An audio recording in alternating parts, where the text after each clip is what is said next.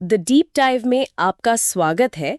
आज हम time travel करके प्राचीन भारत के समाज को समझने की कोशिश करेंगे और हमारी गाइड होंगे धर्मसूत्र। नमस्कार। और हमारे पास जो स्रोत हैं वे प्रतिभा शास्त्री के शोध और प्राचीन भारतीय विधि के एक विस्तृत विश्लेषण पर आधारित हैं। और इन स्रोतों में एक बहुत ही फंडामेंटल बात सामने आती है जो आज की सोच से काफी अलग है। बिल्कुल। आज हम हर बात की शुरुआत अधिकारों से करते हैं, राइट से, my right to this, my right to that. लेकिन भारतीय संस्कृति में जोर हमेशा कर्तव्यों पर रहा है, ड्यूटीज पर। अधिकारों से ज्यादा कर्तव्यों पर जोर, ये तो आज की थिंकिंग से बिल्कुल उल्टा है। आज तो हर डिस्कशन राइट से ही शुरू होता है। तो फिर ये सिस्टम, ये संतुलन काम कैसे करता था? यही तो सबसे दिलचस्प सवाल है और इसका जवाब हमें वैदिक काल की जड़ों में मिलता है। अच्छा। हाँ, देखिए, वेदों को समझना मुश्किल था, तो उन्हें समझने के लिए वेदांग बने। और वेदांगों में एक हिस्सा था कल्प साहित्य, जिन्हें सूत्रों मतलब सूत्रास के रूप में लिखा गया था। और ये धर्मसूत्र उसी कल्प साहित्य का हिस्सा है? एग्जैक्टली। और ये दो कोर कॉन्सेप्ट्स पर आधारित है। पहली अवधारणा है रित। रित, ये शब्द मैं सुना है, पर इसका मतलब क्या है एग्जैक्टली? इसे आप एक इटर्नल कॉस्मिक ऑर्डर समझ सकते हैं। एक ऐसा यूनिवर्सल लॉ जो बदलता नहीं, जो हमेशा से है। मतलब प्रकृति का नियम, जैसे सूरज का उगना या मौसम का बदलना? उससे भी गहरा। ऋग्वेद में एक ऋचा है, ऋतेन ऋतम धरुणम धारयंत यज्ञस्य शाके परमे व्योमन। इसका सार ये है कि ऋत ही वो शक्ति है जो पूरे ब्रह्मांड को, सूरज, चांद, सितारों को एक व्यवस्था में बांध कर रखती है। तो ये एक तरह का मॉरल कंपस था? बिल्कुल, एक ऐसी नैतिक संहिता जो समाज को तब भी चलाती थी जब कोई राजा या फॉर्मल कानून नहीं था। ओके, तो ऋत हो गया cosmic law, a natural order of things. लेकिन समाज को चलाने के लिए तो प्रैक्टिकल रूल्स भी चाहिए होते हैं। क्या उसके लिए भी कोई सिस्टम था?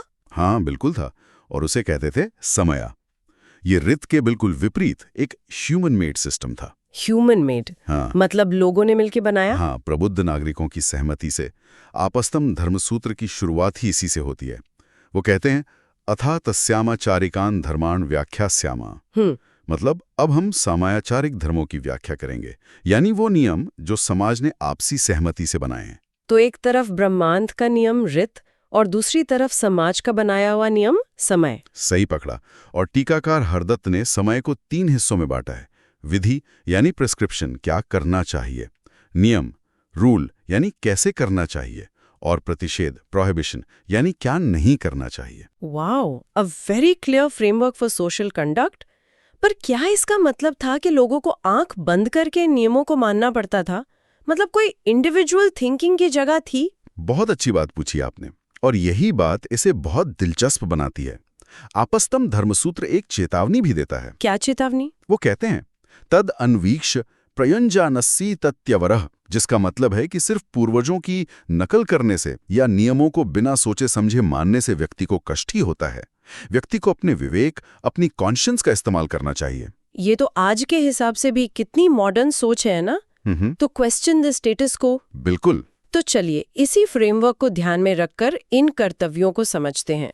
स्रोत इन्हीं 3 कैटेगरी में बांटते हैं, राजनीतिक, सामाजिक और आर्थिक।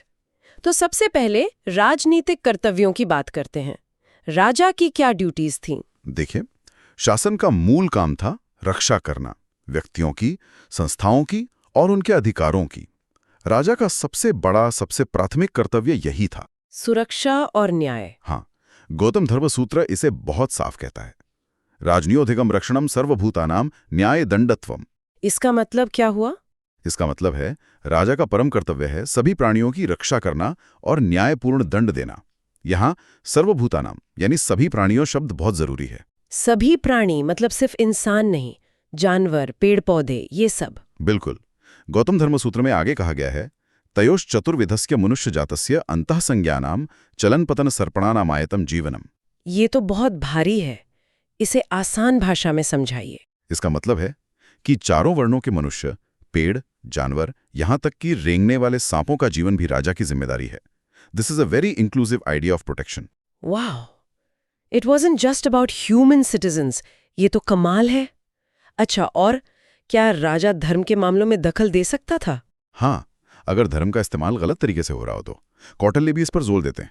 वो कहते हैं कि राजा को क्षीण होते धर्म को फिर से स्थापित करना चाहिए। मतलब धर्म की रक्षा भी राजा का काम था। हाँ, पर उसके नाम पर हो रहे अधर्म को रोकना भी। कौटिल्य कहते हैं प्रवृज्यासु वृथाचाराण राजा दंडेन वारयेत। मतलब अगर कोई तपस्वी धोखेबाजी करे तो राजा को उसे भी दंडित करना चाहिए। ये तो बहुत ही इंटरेस्टिंग पॉइंट है, the king as the protector of dharma, not just dogma. लेकिन मुझे इन सब में सबसे ज्यादा हैरान किया युद्ध के नियमों ने।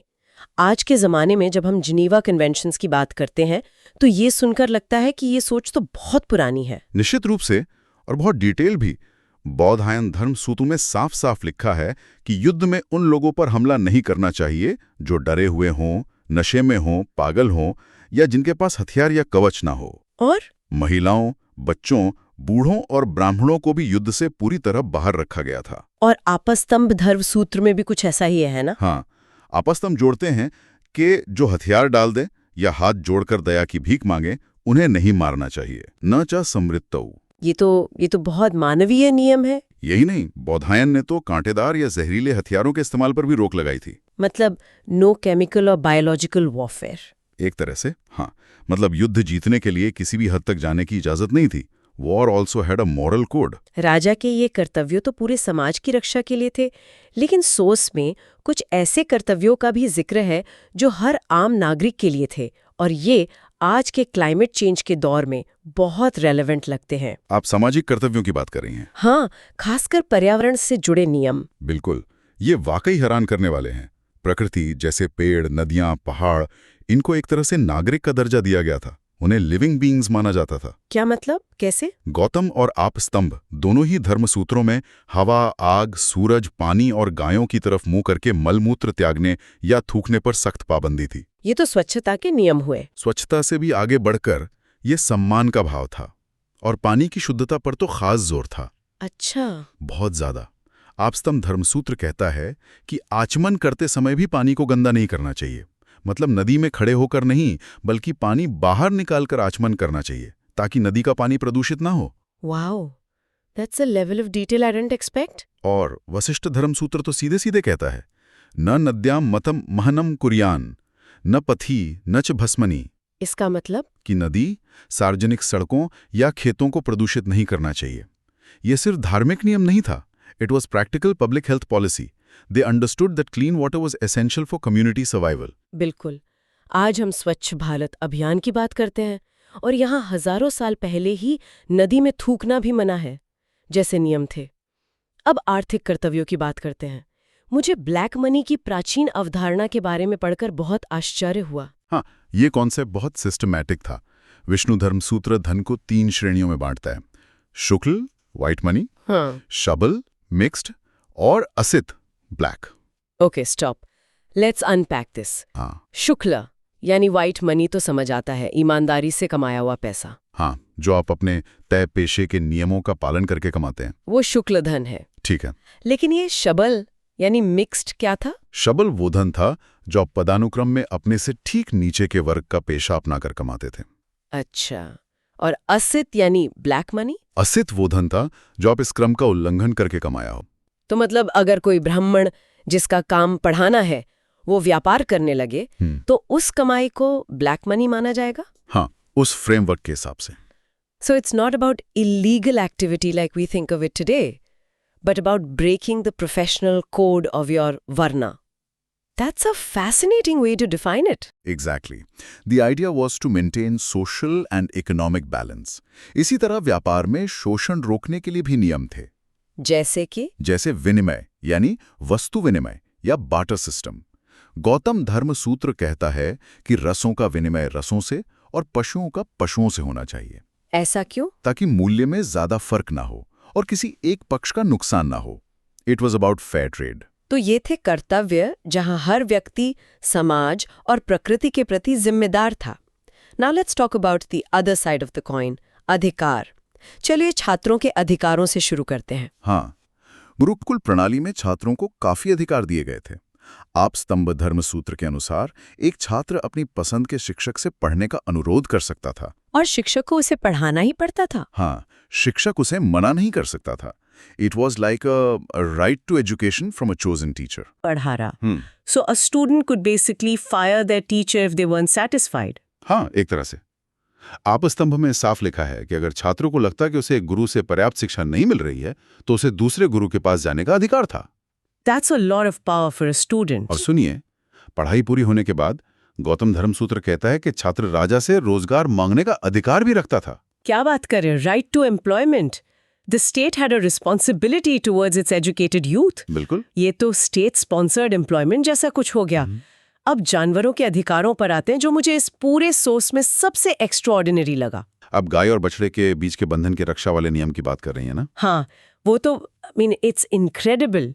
गौतम और बौधायन दोनों धर्मसूत्र कहते हैं कि दूध पिलाती गाय को उसके बछड़े से अलग नहीं करना चाहिए। और इससे भी आगे जाकर नियम ये था कि किसी को मालिक को ये बताना भी नहीं चाहिए कि गाय अपने बछड़े को दूध पिला रही है, ताकि मालिक लालच में आकर उन्हें अलग न कर दे। Precisely. The law was protecting the animal's emotional bond. ये एम्पैथी का एक अद्भुत स्तर है। बिल्कुल। अब बात करते हैं आत्मरक्षा के अधिकार की, the right to self defence. ये कितना मजबूत था? ये एक बहुत मजबूत अधिकार था। गौतम धर्मसूत्र कहता है, प्राण संशय ब्राह्मणों अपि शस्त्रमादिदीत। इसका मतलब कि अगर जान पर बनाएं तो ब्राह्मण भी हथियार उठा सकता है। मतलब नॉन वायलेंट क्लास के लिए भी self defence was a valid reason to use a weapon. Yes. और वशिष्ठ धर्मसूत्र तो यहां तक कहता है, आत्ताताइनम हत्वा नात्र प्राण क्षयतुः, यानी एक आतताई, एन एग्रेसर, को मारने में कोई पाप नहीं है। Self preservation was considered a natural right. चलिए अब महिलाओं के अधिकारों पर आते हैं, जो इस चर्चा का एक बहुत महत्वपूर्ण और कॉम्प्लेक्स हिस्सा है। हाँ, क्योंकि इस पर धर्मसूत्रों में अलग अलग विचार मिलते हैं, लेकिन कई महत्वपूर्ण अधिकार दिए गए हैं। जैसे वशिष्ठ धर्मसूत्र कहता है, स्त्रियों मेध्यास्तु सर्वतः। इसका अर्थ क्या है? कि एक महिला पूरी तरह से, हर तरह से शुद्ध होती है। This is a very powerful statement against ritualistic impurity concepts. और मनु क्या कहते हैं? मनु इस बात पर जोर देते हैं कि जो महिलाएं धार्मिक बुद्धि से अपनी रक्षा करती हैं, वे सबसे सुरक्षित होती हैं। और शिक्षा का अधिकार, व्हाट अबाउट दैट? ये बहुत फैसिनेटिंग है। आपस्तंभ धर्मसूत्र में एक श्लोक है जो कहता है, सा निष्ठाया विद्या स्त्रीषु शूद्रेषु च। Wait, stop there. इसका मतलब क्या है? ये बहुत पावरफुल लग रहा है। इसका मतलब है कि असली और संपूर्ण ज्ञान, द अल्टीमेट नॉलेज, वो है जो स्त्रियों और शूद्रों में निहित है। That turns the entire social hierarchy on its head. उस समय के कॉन्टेक्स्ट में ये एक रेवोल्यूशनरी आइडिया है। क्या इसका मतलब है कि महिलाएं पढ़ा भी सकती थी? बिल्कुल। पतंजलि ने अपनी रचना में महिला शिक्षकों का उल्लेख किया है, जिन्हें उपाध्याया कहा जाता था। उपाध्याया, इंटरेस्टिंग। इसके अलावा यज्ञ में भाग लेने का अधिकार भी था। पत्नी शब्द का शाब्दिक अर्थ ही है यज्ञ में साथ बैठने वाली। पाणिनि के अष्टाध्याय में इसका जिक्र है।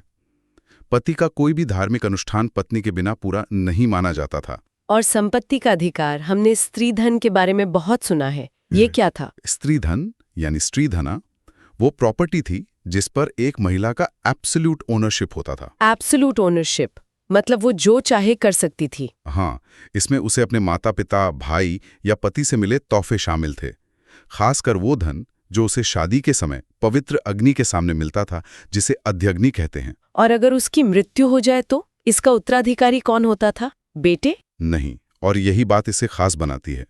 गौतम धर्मसूत्र के अनुसार स्त्री धन पर पहला हक अविवाहित बेटियों का होता था। अच्छा। और उनके बाद गरीब विवाहित बेटियों का। स्त्री धनम दुहितर्णम प्रत्तानाम प्रतिष्ठातानाम च। बेटियों को बेटों पर प्राथमिकता दी गई थी।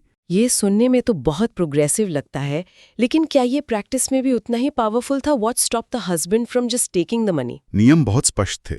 पति स्त्री धन का इस्तेमाल सिर्फ आपात स्थिति में कर सकता था, जैसे अकाल पड़ जाए, कोई गंभीर बीमारी हो या किसी जरूरी धार्मिक काम के लिए। और अगर वो पैसा इस्तेमाल कर ले तो? याज्ञवल्क्य के अनुसार ऐसी स्थिति में इस्तेमाल किए गए पैसे को लौटाना जरूरी नहीं था, लेकिन इसका किसी और तरह से दुरुपयोग करना पूरी तरह प्रतिबंधित था। ये महिला की इकोनॉमिक सिक्योरिटी को प्रोटेक्ट करता था। अंडरस्टूड। आखिर में आम आर्थिक अधिकारों की बात करते हैं। क्या प्राइवेट प्रॉपर्टी का कॉन्सेप्ट था? हाँ, निजी संपत्ति का अधिकार था। जमीन पट्टे पर देने के नियम थे। आपस्तंभ धर्मसूत्र में लिखा है कि अगर कोई जमीन पट्टे पर लेकर उस पर खेती नहीं करता तो उसे मालिक को हुए नुकसान की भरपाई करनी पड़ती थी। So it was about ensuring land productivity, not just ownership. Yes, and protecting labor rights too. Baudhayana धर्मसूत्र में एक बहुत सुंदर नियम है। नित्यम शुचिः कारुहस्तः। इसका मतलब? इसका मतलब है एक कारीगर के हाथ हमेशा शुद्ध होते हैं। ये नियम क्यों जरूरी था? क्योंकि समाज में पवित्रता अपवित्रता के बहुत से नियम थे। ये नियम सुनिश्चित करता था कि किसी कारीगर, किसी आर्टिजन को उसके काम की वजह से अशुद्ध न माना जाए और उसकी आजीविका चलती रहे। It protected the dignity of labour. तो आज की इस चर्चा से ये बिल्कुल साफ है कि धर्मसूत्रों ने समाज को देखने का एक बहुत ही व्यापक और मानवीय दृष्टिकोण प्रस्तुत किया। नागरिकता की अवधारणा, जिसमें प्रकृति और जानवर भी शामिल थे, आज भी दुर्लभ है। बिल्कुल। ये सिर्फ नियमों का कलेक्शन नहीं था, ये एक ऐसा ढांचा था जिसमें व्यक्तिगत अधिकारों को एक बड़े सामाजिक और ब्रह्मांडीय कर्तव्य के साथ जोड़ा गया था। जैसा कि सोर्स के लेखक बताते हैं, ये सिद्धांत भारतीय संविधान के लिए एक मजबूत फाउंडेशनल बैकग्राउंड देते हैं। हाँ, जहाँ हमारे फंडामेंटल राइट्स और फंडामेंटल ड्यूटीज दोनों का जिक्र है। बिल्कुल, वो एक दूसरे से जुड़े हुए हैं, अलग अलग नहीं है। तो हम अपने श्रोताओं के लिए एक विचार छोड़ जाते हैं। आज की दुनिया में जहां हम अक्सर व्यक्तिगत अधिकारों और सामाजिक कर्तव्यों को एक दूसरे के खिलाफ खड़ा पाते हैं, हम एक ऐसे प्राचीन ढांचे से क्या सीख सकते हैं जहां किसी एक का कर्तव्य ही दूसरे का अधिकार था।